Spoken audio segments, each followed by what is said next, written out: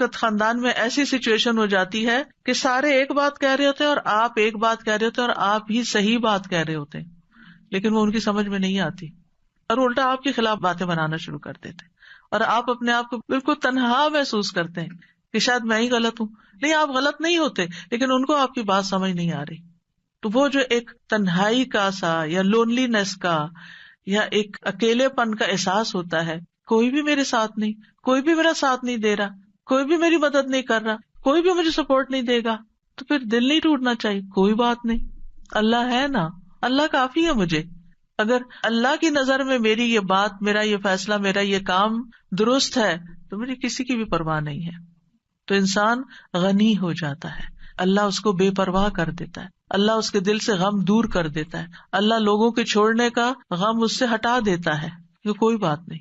بعض اوقات آپ کو کوئی بڑا اہم کام کرنا ہوتا ہے، کوئی اچھا پروجیکٹ لے کے آپ چلتے ہیں، آپ ایک دوست سے بات کرتے ہو، کہتے ہیں یہ دیوانگی ہے، ایسی تمہارا خیال ہے، دوسری سجیشن وہ بھی کوئی کام کی نہیں، تیسری وہ بھی، آپ سوچتے ہیں کہ کسی کو میری بات ہی نہیں سمجھ آتی، کوئی میرا ساتھ ہی دینے کو تیار نہیں.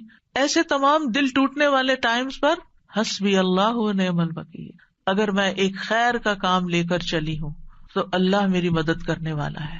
کیونکہ ہم دیکھیے کہ دنیا میں بڑے کام صرف ان لوگوں نے کیے ہیں جن کا حوصلہ بلند ہوتا ہے، جن کا توکل پھر اللہ کی ذات پر ہوتا ہے کہ یہ ہوگا، اللہ کرے گا، کرنے والا اللہ ہے.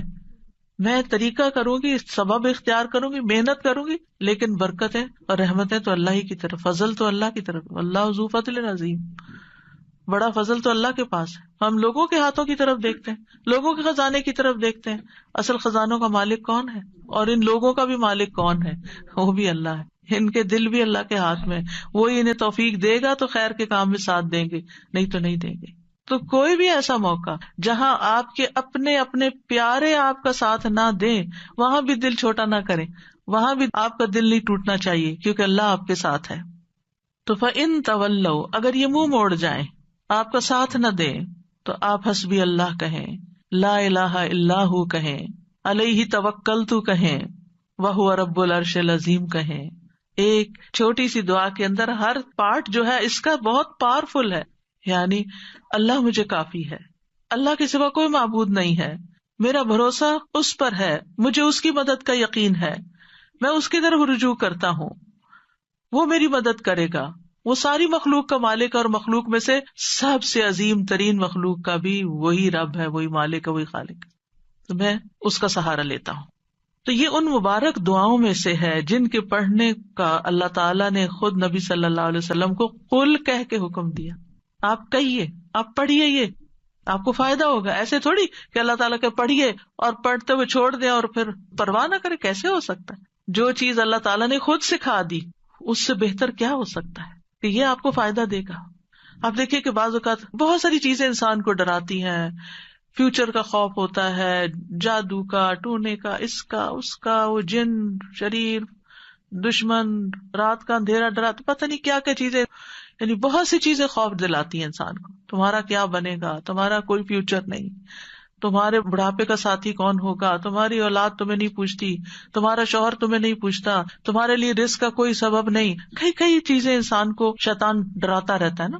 ایسے سارے موقعوں پر حسبی اللہ، جب تک اللہ ہے نا میری زندگی میں، کسی چیز کی کمی نہیں، کیونکہ اسباب بھی وہ مہیا کرتا ہے، دعائیں بھی وہ قبول کرتا ہے، عبادت بھی اسی کے لیے ہے، اور وہ سب کچھ کر سکتا. کیا فکر کی ضرورت ہے؟ توکل کریں، بھروسہ کریں. ابو درداء کہتے ہیں کہ جو شخص یہ دعا صبح و شام 7 دفعہ پڑھے، اللہ تعالیٰ اسے تمام فکروں سے کافی ہو جاتا ہے، ساری فکر اس کی ختم ہو جاتی ہے. اور جب آپ پڑھیں نا تو اس طرح سوچ کے پڑھیں، حسبی اللہ لا الہ الا ہوا علیہ توکلت وہو رب العرش العظیم. جو بھی نیکی کا کام آپ کرنا چاہیں، کیونکہ کچھ لوگوں کا حال یہ ہوتا ہے جب ان سے کچھ بھی کہا جاتا ہے نہیں کر لو، کہتے ہیں میں نہیں کر سکتا، آئی ڈونٹ تھنک کہ میں اس قابل ہوں، میں اس قابل نہیں، مجھ سے نہیں ہوگا، میرا نہیں خیال میں کر پاؤں گی، مجھے نہیں لگتا کہ میں یہ پڑھ پاؤں گی یا وہ کر لوں گی. ایسے جملے ہی زبان سے نہ نکالیں. اس وقت کیا کریں، اللہ کی مدد ہوگی تو انشاءاللہ میں کر لوں گی، اللہ میری مدد کرے گا. حسبی اللہ لا الہ الا اللہ. اللہ ہے نا, اللہ کروائے گا.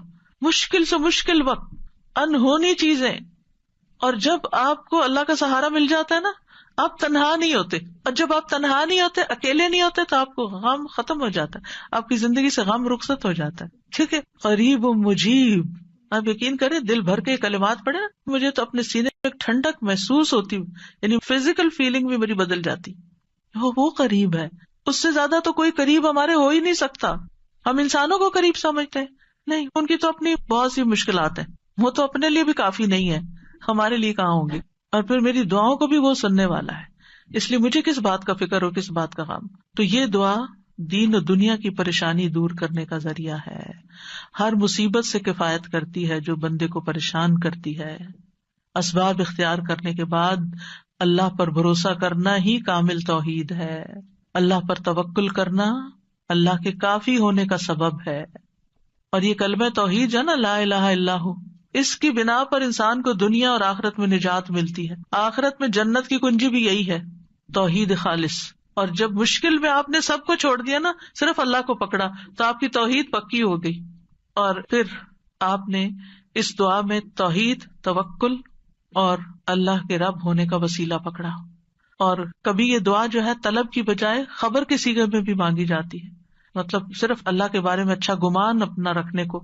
تو یہ توکل ہے کیا چیز, تھوڑا سا اس پہ بات کر لیتے ہیں. توکل کا مطلب ہوتا ہے اپنی بے بسی کا اظہار کرنا اور اپنے علاوہ کسی دوسرے پر اعتماد کرنا. میں کمزور ہوں, میرے پاس کچھ نہیں, تو ہی سب کچھ ہے. اور دینی معنی میں توکل کیا ہوتا ہے, دنیا اور آخرت کے فوائد اور نقصانات کے معاملے میں دل کا اللہ تعالی کی ذات پر اعتماد کرنا, اور یہ ایمان رکھنا کہ اللہ کے سوا کوئی عطا نہیں کر سکتا, نہ روک سکتا, نہ نقصان دے سکتا, نہ نفع دے سکتا, سب کچھ اسی کے اختیار میں. ابن الجوزی کہتے ہیں یہ اللہ پر بھروسہ کرتے ہوئے اللہ کی اچھی تدبیر کی بنا پر اپنے معاملے کو اللہ کے سپرد کر دینا ہے, اللہ پر اعتماد کرنا ہے. خرابی کہتے ہیں توکل یہ کہ اللہ سے اچھا گمان رکھا جائے کہ اللہ یہ کام کر دے گا.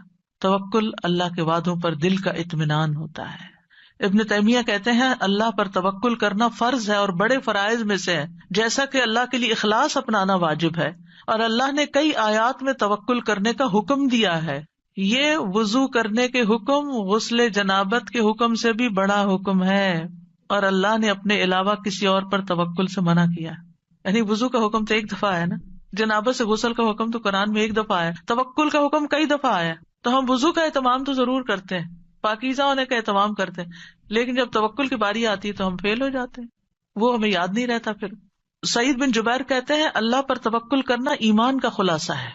ابو محمد سہل کہتے ہیں مقامات میں توکل سے زیادہ باعزت کوئی اور مقام نہیں. اللہ تعالیٰ اپنے نبی کو حکم دیتے ہیں فَتَوَكَّلْ عَلَى اللَّهِ إِنَّكَ عَلَى الْحَقِّ الْمُبِينِ, پورا کانفیڈینس دیا, آپ اللہ پہ بھروسہ کیجئے, آپ واضح حق پر ہیں, آپ سچ پر ہیں. ایک اور جگہ پر ہے وَتَوَكَّلْ عَلَى الْحَيِّ الَّذِي لَا يَمُوتُ وَسَبِّحْ بِحَمْدِهِ, اس زندہ ہستی پر بھروسہ کیجئے, یعنی اللہ پر جو نہیں مرے گا, اور اس کی حمد کے ساتھ تسبیح کیجئے. ہم کس پر بھروسہ کر رہے ہوتے ہیں؟ انسانوں پر جو کہ ختم ہو جانے والے.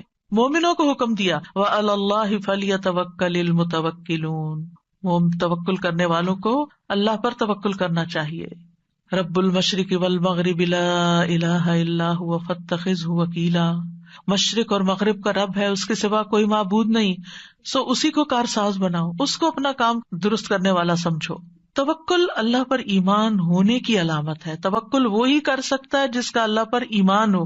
جس کے پاس ایمان نہیں اس کا توکل بھی نہیں ہوتا. جتنا ایمان زیادہ ہوگا اتنا توکل زیادہ ہوگا, جتنا ایمان کم ہوگا اتنا توکل کم ہوگا, جتنا توکل کم ہوگا اتنا ایمان کم ہوگا, جتنا توکل بڑھے گا اتنا ایمان بڑھے گا.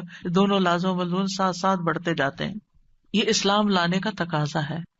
موسیٰ علیہ السلام نے کہا میری قوم ان کنتم آمنتم باللہ فعلیہ توکلوا ان کنتم مسلمین, اگر مسلمان ہو نا تو پھر دشمن سے نہیں ڈرو, اللہ سے ڈرو, اللہ پہ بھروسہ کرو, کیونکہ نفع نقصان کا مالک تو صرف وہ ہے.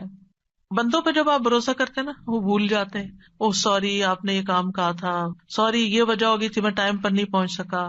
کئی مشکلات ان کی زندگی میں ہوتی ہیں, وہ خود بھی نہیں رہتے. لیکن اگر آپ اللہ پہ بھروسہ کرتے ہیں تو اللہ تعالیٰ کو ہمیشہ ہے, ہمیشہ رہے گا, اور وہ ہمیشہ مدد کر سکتا ہے. حالات تبدیل ہوتے رہتے ہیں، لوگ آپ کی زندگی میں تبدیل ہوتے رہتے ہیں، جگہیں تبدیل ہوتی رہتی ہیں، سچویشن تبدیل ہوتے رہتے ہیں، لوگوں کی لائلٹیز تبدیل ہوتی رہتی ہیں، لوگوں کے دل بدلتے رہتے ہیں، مالی حالات بدلتے رہتے ہیں. اس دنیا میں ہر لمحہ ایک چینج آ رہا ہوتا ہے، غیر محسوس چینج، اور بعض اوقات ہم اس کو ٹیکل نہیں کر سکتے کیونکہ ہمارے اندر بھروسہ نہیں ہوتا، توکل نہیں ہوتا. جو توکل کرتا ہے وہ ہر تبدیلی کے اندر کام ہوتا ہے. موسم بدل رہا ہے، کوئی بات نہیں، کوئی بھی چیز پسند کے خلاف، کوئی بات نہیں، سب ٹھیک ہو جائے گا.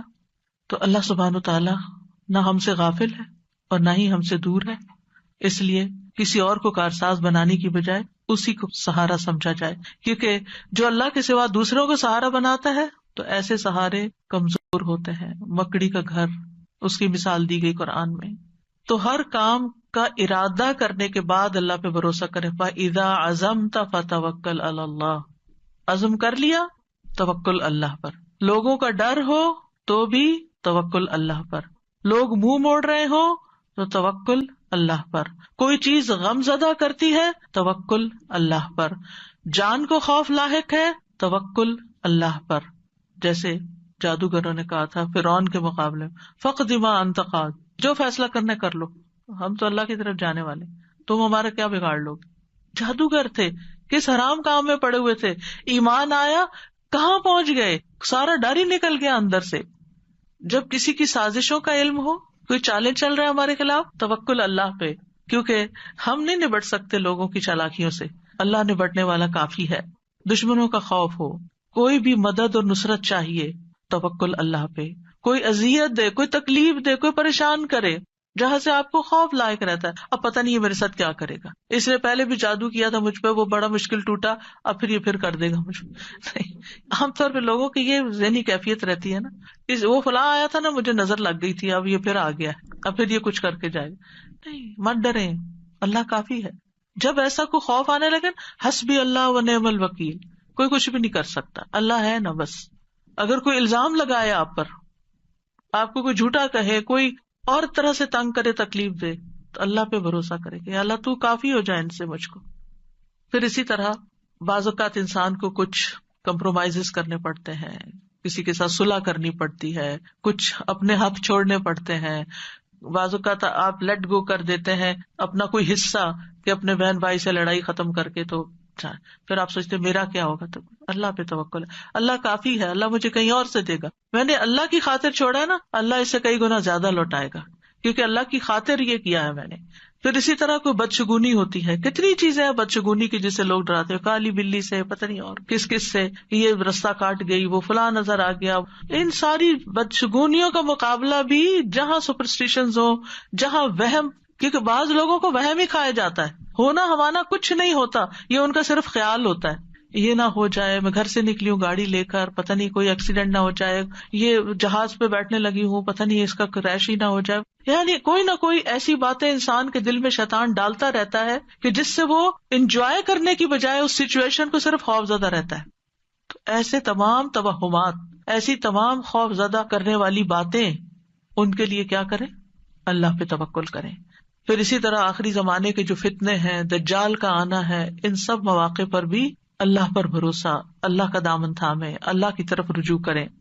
جب نبی صلی اللہ علیہ وسلم نے ایک موقع پر دجال کے بارے میں لوگوں کو آگاہ کیا تو آپ نے فرمایا کہ جب وہ یہ دعویٰ کرے گا نا کہ میں تمہارا رب ہوں، تو جو شخص یہ کہہ دے کہ تو ہمارا رب نہیں، ہمارا رب تو اللہ ہے، ہم اسی پہ توکل کرتے ہیں، اسی کی طرف رجوع کرتے ہیں، اور ہم تیرے شر سے اللہ کی پناہ میں آتے ہیں، تو اس کو اس پر تسلط حاصل نہیں ہوگا، وہ اس کو نہیں پکڑ سکے گا. اس وقت بھی ربنا اللہ علیہ توکلنا وإلیہ انبنا نعوذ باللہ من شرک، یہ اگر کوئی پڑھ لے گا تو دجال اس کا کچھ نہیں بگاڑ سکے گا.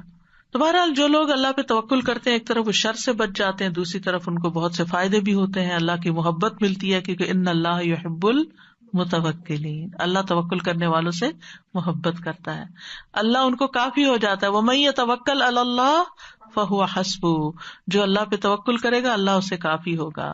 وتوکل علی اللہ وکفی باللہ وکیلا، اللہ پہ بھروسہ کریں، اللہ کافی ہے کارساز، پھر آپ کو اس کے سوا کسی کی مدد کی ضرورت بھی نہ رہے گی. توکل انسان کو بہادر بنا دیتا ہے، توکل انسان کو مستقبل کے خوف سے بچاتا ہے، اینگزائٹی سے بچاتا ہے.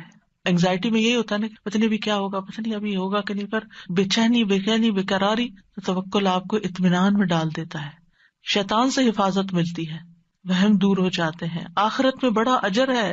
وَلَأَجْرُ الْآخِرَةِ أَكْبَرُ لَوْ كَانُوا يَعْلَمُونَ الَّذِينَ صَبَرُوا وَعَلَىٰ رَبِّهِمْ يَتَوَكَّلُونَ، اور آخرت کا اجر تو بہت بڑا ہے، کاش وہ جانتے ہوتے، جن لوگوں نے صبر کیا اور اپنے رب پر ہی بھروسہ کرتے ہیں، ان کے لیے آخرت میں بہت بڑا اجر ہے، کیونکہ انہوں نے ہر موقع پر اپنی توحید خالص کر لی، اللہ پہ بھروسہ کر لیا، اللہ پہ بھروسہ کر لیا، رزق کا معاملہ ہو، بیماری صحت کا معاملہ ہو، اولاد کا معاملہ ہو، انسانوں کا معاملہ ہو، لوگوں کی پھیلائی ہوئی افواہوں کا معاملہ، کچھ بھی ہو، اللہ کافی ہے مجھے۔